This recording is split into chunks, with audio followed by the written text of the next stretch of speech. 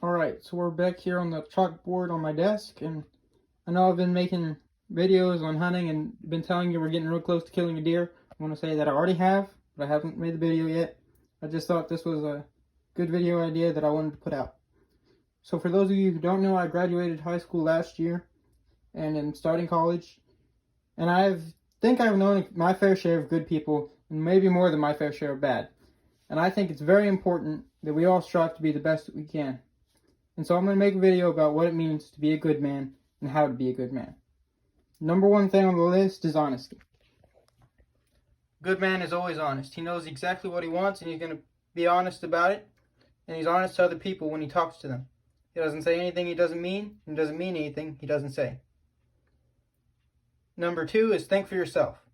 No, I'm not saying you can't take advice from other people, and you definitely should take advice from the right people. However, you shouldn't always listen to whatever you're told. This is very evident nowadays with all the media, and it should definitely be considered. Always do your own research and think for yourself, even with the people around you, not necessarily always with just the media. Number three is take care of yourself. You know, I've graduated high school and I'm going on to college. It's important to be able to take care of yourself. That doesn't just mean being able to wash your own clothes and feed yourself, but also maybe mentally, do a lot of thinking. Something I've always done is deer hunt. And the way I do it is we sit in the blind here in South Texas over feeders.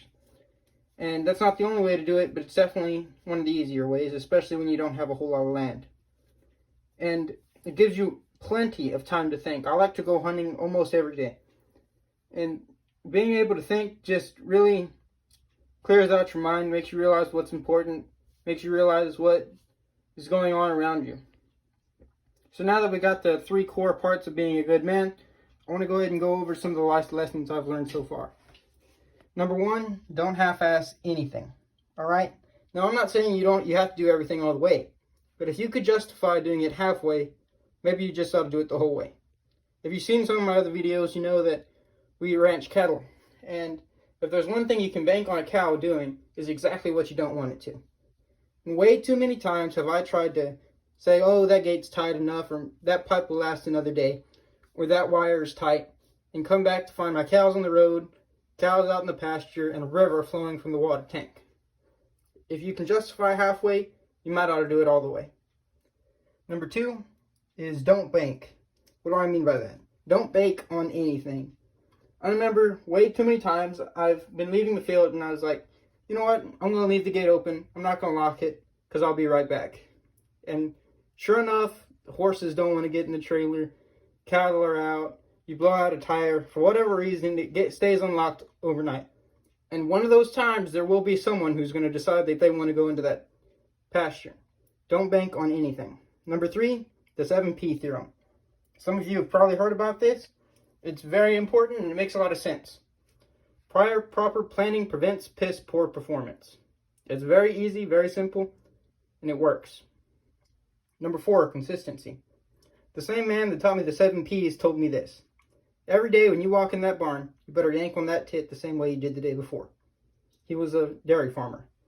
And basically what he's saying is you can't let things in the outside world damage your home life or get in the way of other things. If somebody managed to get you riled up and get you angry, that's them. Whenever you encounter somebody else, you have to realize that they've done nothing wrong to this point. You need to act that way.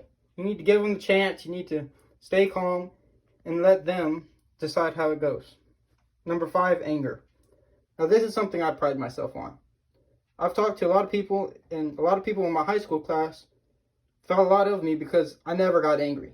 And I mean never. There were probably 2 times throughout my whole life that I've been really, really angry. And I do this in a way that makes a lot of sense to me. Basically, I decide how it's going to affect me. You know, I've been around people that they stump their toe and they're angry for hours. Or you step on their foot and they get angry for so bad. And what you just have to realize is how is it going to affect you? You know, you stump your toe, sure it hurts, but in 5 minutes, what's the difference? You know, you have to weigh things like that. And as things matter more, then maybe you have a reason to get angry. And I think all men should strive not to be angry. But there will be a time that you do need to be angry and you do need to get angry.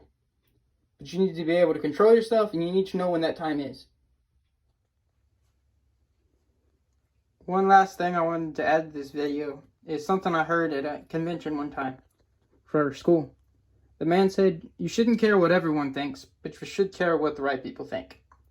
And that's important, because there will be people that just don't have a good opinion and won't change and are simply wrong.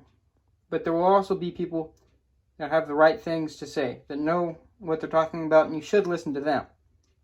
Because the people who say, I don't care what anyone thinks, simply aren't thinking about it the right way. Alright, so now that the serious part of the video is over, I just wanted to say thanks for watching.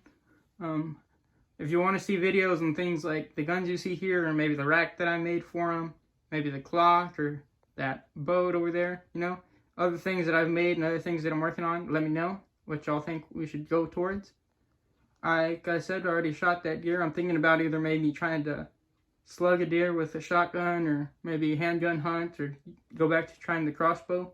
Just let me know what y'all might want to see. Like I said, thanks for watching. Maybe try and help out, like and subscribe. Try and share the video around. I think it's a good topic that a lot of people ought to hear about. Thank you.